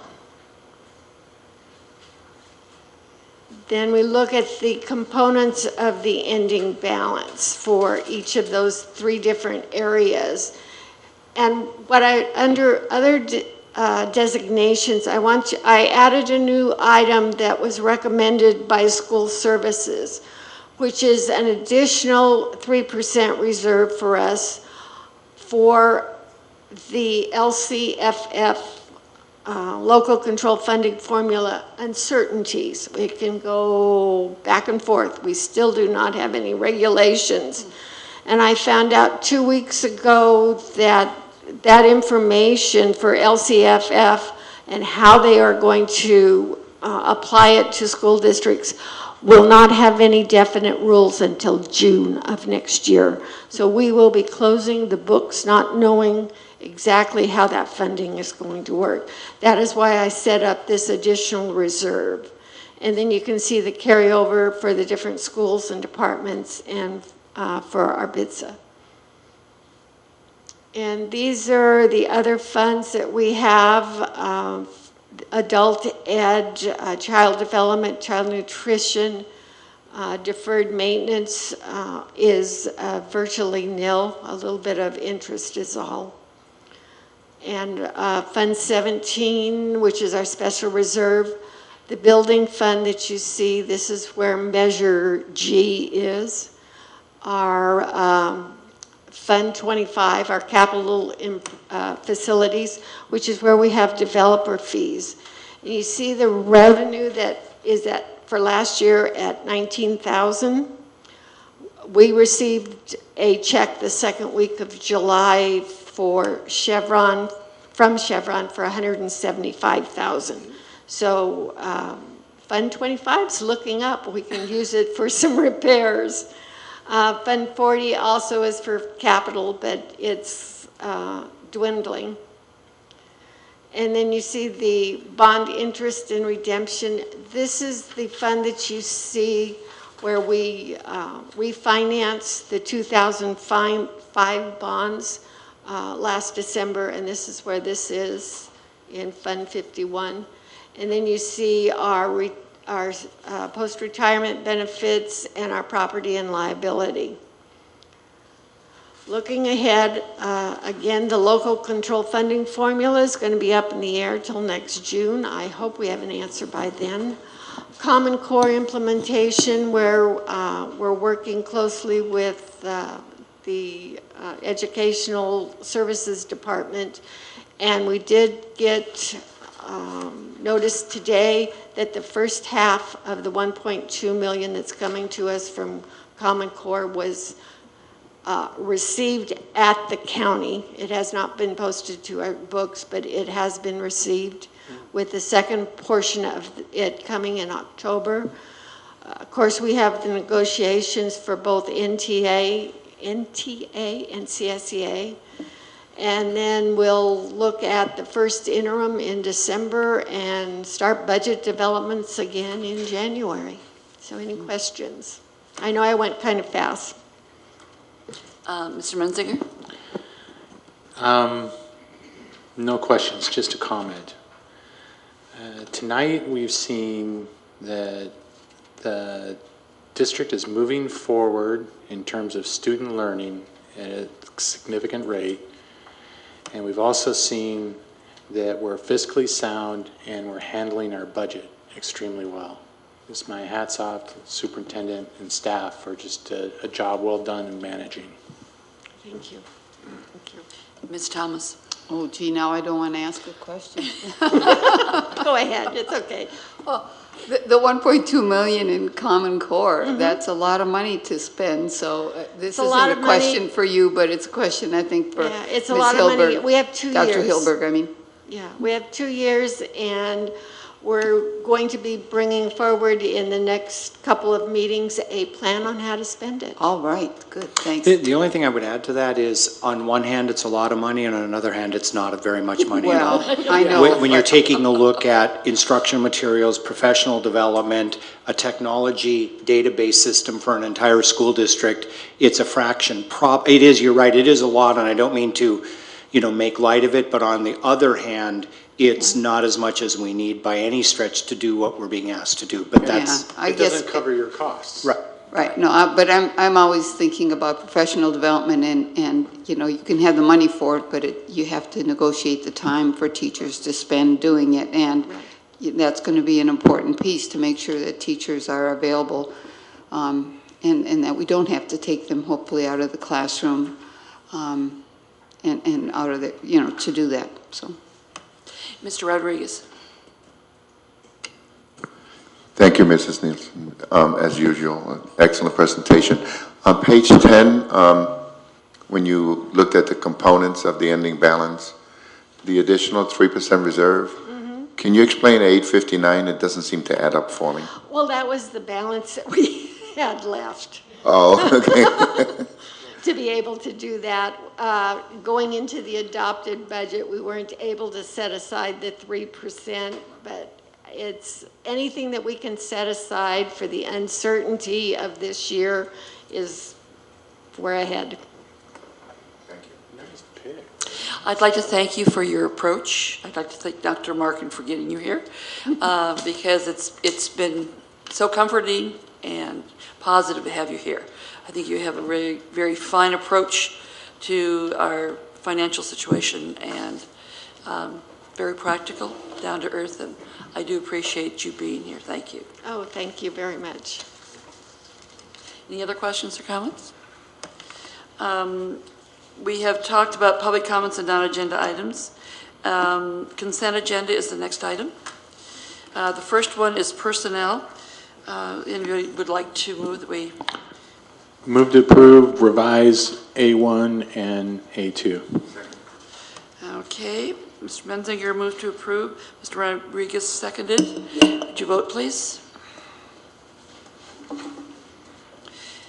The vote is 5-0. The student member does not vote on this item. Thank you very much. The non-personnel items, does anybody have anything that wants to be pulled? I'd like to pull the B2. B2, revised list, okay. Any other items pulled? May I have a motion to cover B1, 3 through B10? So moved. Second? Second. Okay, Mr. Menzinger, second. Would you vote, please?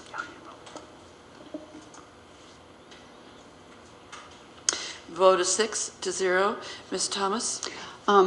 I'm on the board of Cadango, so I prefer to not vote for this. I don't think I need to leave the room since it's such a small change in that, so I'll abstain. Move to have Member Thomas move from the room. No, just kidding. I would leave if you want to discuss it, I'll leave.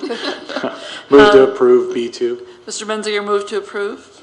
Mr. Sadler, second. Any questions or comments? Yes. So much work over the last few years has gone into putting this together, and I know before Dr. Markin became our superintendent, this has been something we've been talking about, and for him to take the lead with Mr. Miller and make this happen, and the principals at Graham and Schilling, is just should be commended. And I was never in favor of discontinuing the daycare at both those schools. So having an outside agency come in to take care of this for us, and our community is just, it's really appreciative of what's going to be available to their kids because of this agreement. So. And I, targeting on that, I was involved with Kidango when it was 3 sites. It now has expanded dramatically just through the strength and the skill of the director of Kidango. And it's gone out of my head. Mr. Miller. Mr. Miller, thank you. I thought you were going to say Ms. Thomas, but. No, Ms. Miller. Although, no, So, it's appreciated that she's on that board. We now have a motion and a second. Is there any other comments? Would you vote, please? The vote is 5-0 with 1 abstention. Mrs. Thomas? Do board members have any comments on any of the consent items? Hearing none, we'll move on to employee organizations. CSEA, Ms. Condon.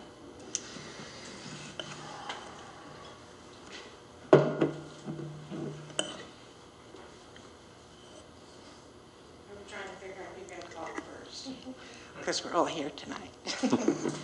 Good evening, President Crocker and board and staff and Dr. Markin. Welcome to the new school year. You guys all look refreshed. I want to see you in a couple months.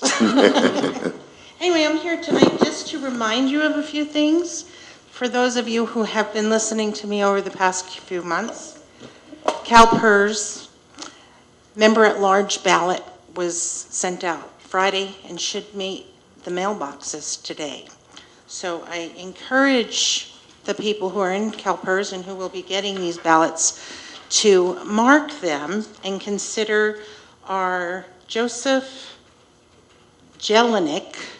I know I didn't do good to his name. He's in position A. He's an incumbent that's supported by CSEA. And our own Michael Bilbray, who's also an incumbent with CSEA support. So I hope that you take your ballots and put them in the mail so we can get these closed off for support for all our educational members. Excuse me, those ballots were sent to who? I'm sorry? The ballots were sent to who? The ballots are sent out to anyone who is involved with CalPERS. I know our CSEA members are.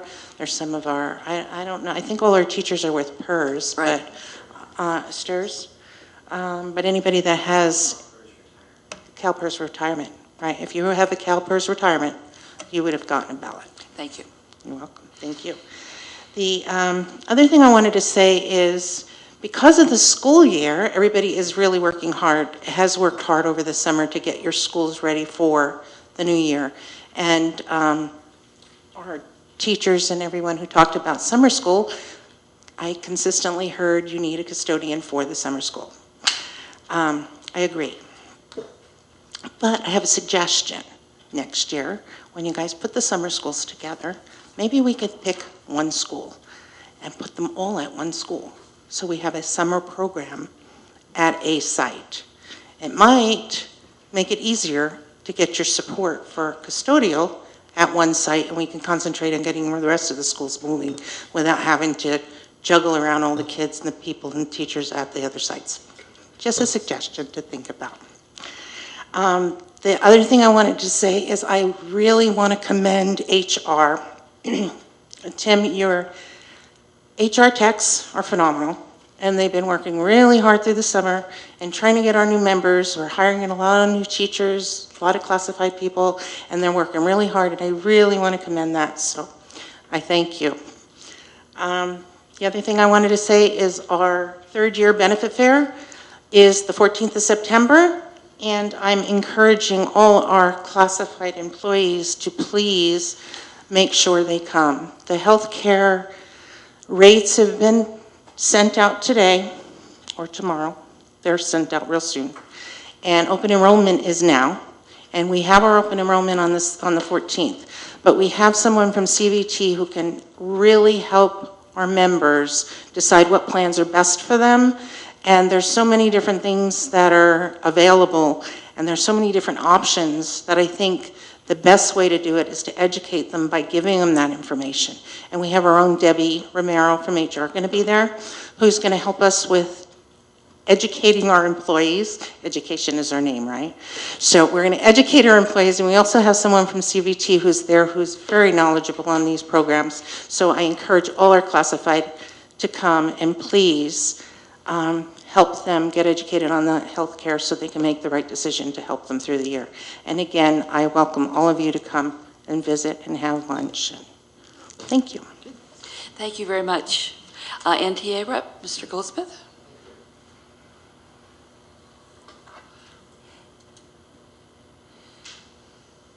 It's good to be back after the summer. This will be a good news day and a short news day. I'd like to applaud the beginning of the school year with no long-term subs at Newark Memorial High School or at Newark Junior High, and all positions are filled. Mr. Irwin, that reflects on your work in human resources, and next year let's be able to say the same for the elementary schools as well. I'd like to applaud ending the previous school year not only with no layoffs, but with no layoff notices to NTA. Ms. Nielsen, that reflects on your financial planning and foresight. Well done. And I'd like to acknowledge that for the first time in recent history, we're not asking what do we have to cut, we're asking what can we grow. Dr. Mark and board, that reflects on the leadership you've provided and the work that NTA, CSCA, management, and our students have accomplished. So I'm looking forward to a thrilling year. Thank you. Thank you very much. Thank you very much. Numa, all right. Very good, Mr. Neal. This is a new one, okay? It is. I should have gone first because I have nothing to say. No, welcome. Thanks for having me. It's my first time doing this. Probably my last, but I'm just kidding. It's my first time doing this, so I'll get used to it and I'll get better. I'm just going to talk about the junior high school because that's all I know right now. If you haven't had a chance to stop by and see the beautification in the front of the school, it looks fantastic. Thanks to Dr. Markin for kind of setting that up, and Elaine for signing the checks. Appreciate that. But it looks fantastic, so if you haven't had a chance to stop by yet, please do. Come by for lunch one day, watch the kids, kind of hang out and just enjoy themselves, just being junior high school kids. School started off fantastic. I think we have about 960 kids. This year it's about 50 or 60 more than we had last year. So things are looking good at junior high school. We're doing great things.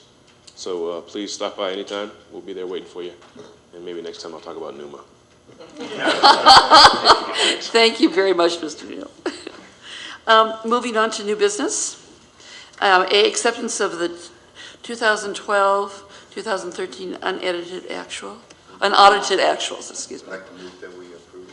Mr. Rodriguez moves to approve. Is there I'll a second? second it. Ms. Thomas, second. Any questions or comments?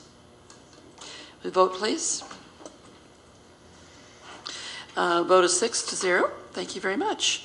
I guess we're down to the last item, and that is the questions or comments by the members of the Board of Education. Mr. Stadler, do you have anything you'd like to say? Not really. Okay. Mr. Rodriguez? You want to go ahead? Yeah, I forgot. Oh, I'm sorry.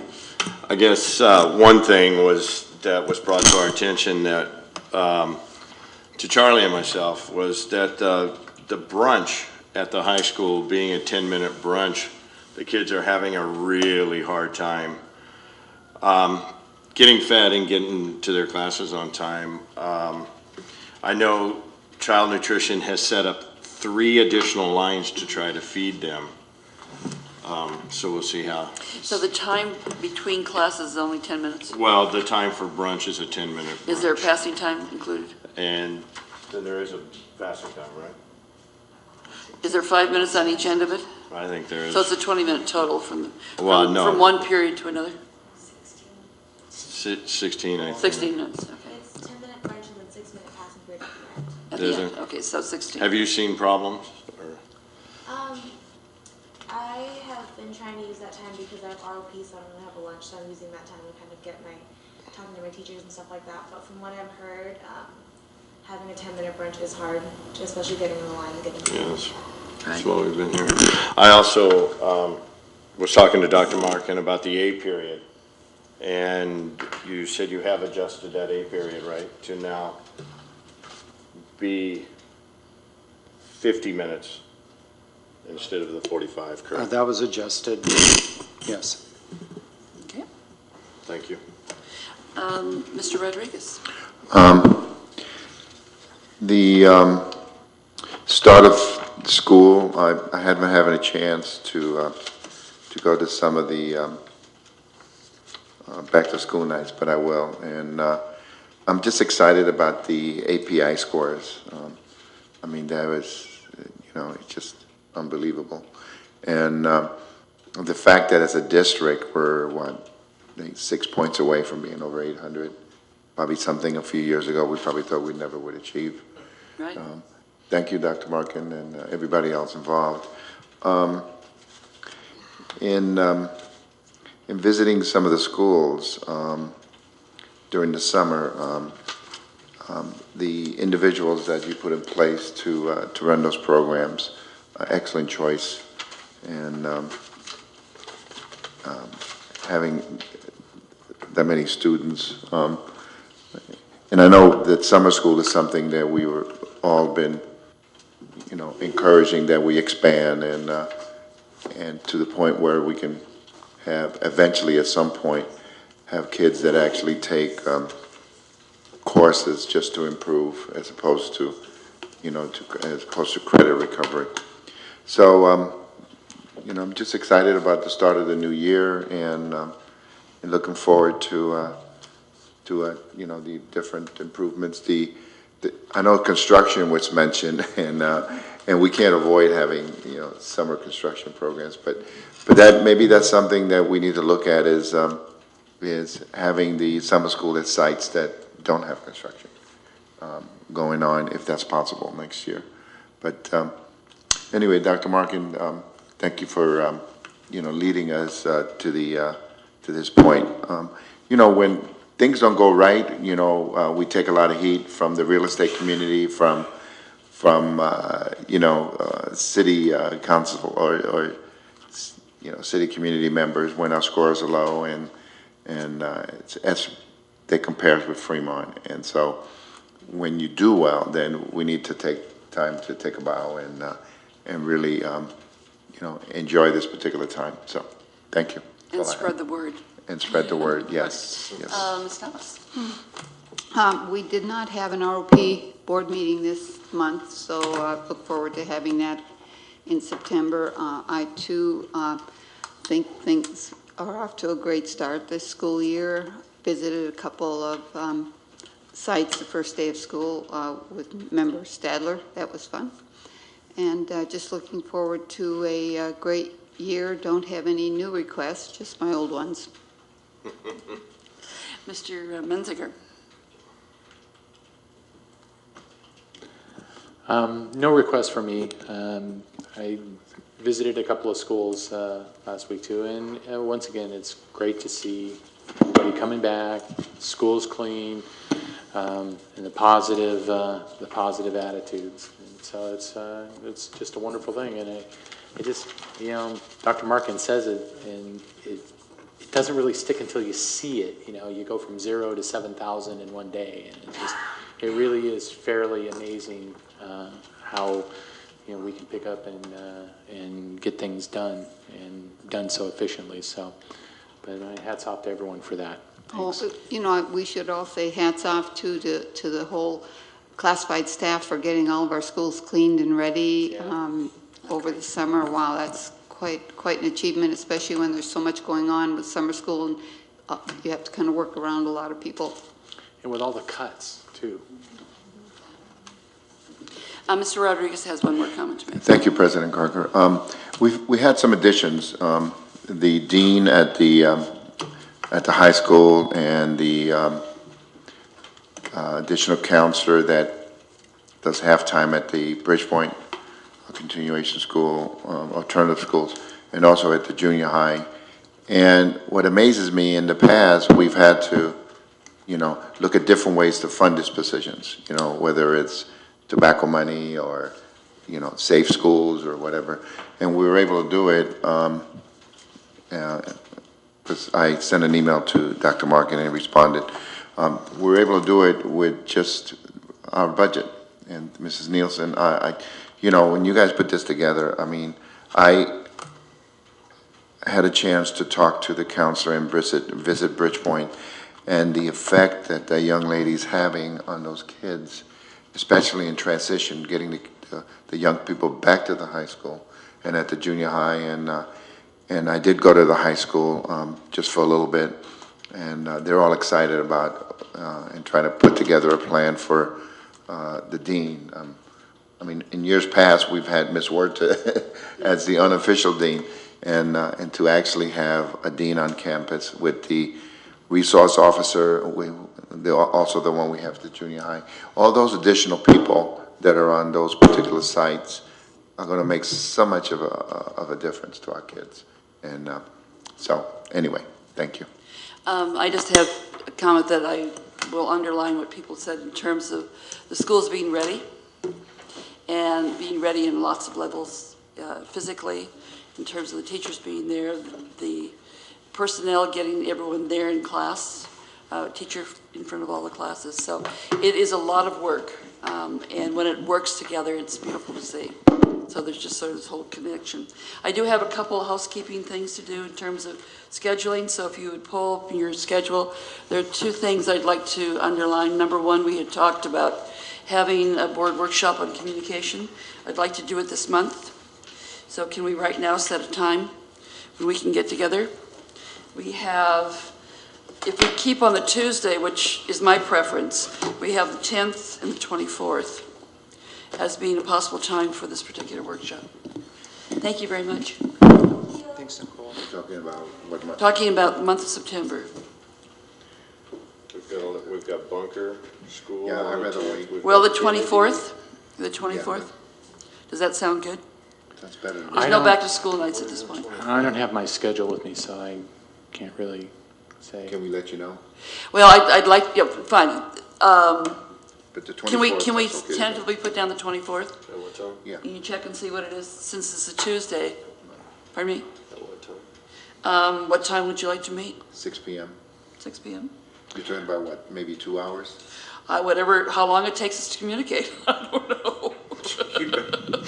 I mean, it could be 10 for all I know, I don't know, so We could whatever. be there for a while. By the way, I'm not going to be here the whole week of the 16th through the 20th, so Okay, so I'll the miss that 24th. meeting. Yeah. I'll miss the meeting of the 17th. And Mr. Stadler will not be here, so there'll be 3 of us that will have to make the decision. I guess we'll have to do that. Unless one of them wants to be on. You want to be on speaker? I was strictly told never to call in. Okay, your choice not to. I don't believe in calling Okay, in. then that means that, so with For the closed 24th session, is... for closed session, maybe for closed session, but certainly not for open session. Okay, so we will tentatively set up the communication workshop then for 6 p.m. on the 24th. If all of you would get back to me and tell me whether it works or not. Okay. It's on my calendar. It's on mine It's on my too. calendar. Great. The other item I have to say is that this is after the next meeting we have, but on the 19th. It's a Thursday night. It's the first meeting of the Alameda County School Board Association.